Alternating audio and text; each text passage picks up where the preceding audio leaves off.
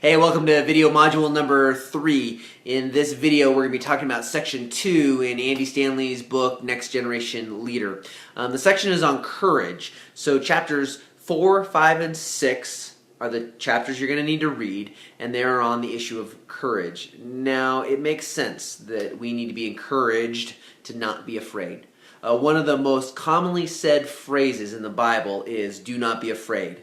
God asks his people to go do something, and he has to say, do not be afraid, do not be afraid, take courage. And he's not just saying it to the followers, he's not just saying it to everyone, and leaving out the leaders, because the leaders are people who never are afraid. No, quite often God is saying it directly to the leaders, and when he's saying it to everyone, do not be afraid, he's including the leaders. Even leaders get afraid. So even if you are someone who deals with fears, or you're afraid of something, you can still be a great leader. If you're afraid of spiders, it's not going to stop you from being a good leader.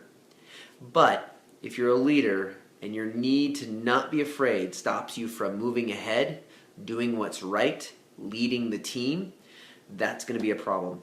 See, a leader is not someone who's not afraid. A leader is someone who pushes forward even when they are afraid. We need to hear those words from God when he says, do not be afraid. There are plenty of times in my life where people have asked me, Pastor Matthew, are you sure this is going to work? Are you sure we should do this? And I have to say, I don't know.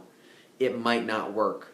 But I'm confident God has told us to do this, and I don't know how it's going to work out, but I know that this is what God's asked us to do, so we're going to do it. And I may have a little fear in my heart, wondering, is this really going to work out? But we go forward anyways. A leader is someone who says, let's do this, let's go forward. May not know exactly how everything's going to turn out, but I'm confident we need to do this, so let's go. So in chapters 4, 5, and 6, in section 2 in the book, you're going to read about courage. And at the end of the last chapter, the end of the section, there's going to be, so that's page number 76, there's going to be a summary for you to read through, and then a series of questions. There's 5 questions at the end of the book that you're going to want to work through. All this is laid out in your field guide. So don't be afraid. Questions aren't hard. You're going to do great.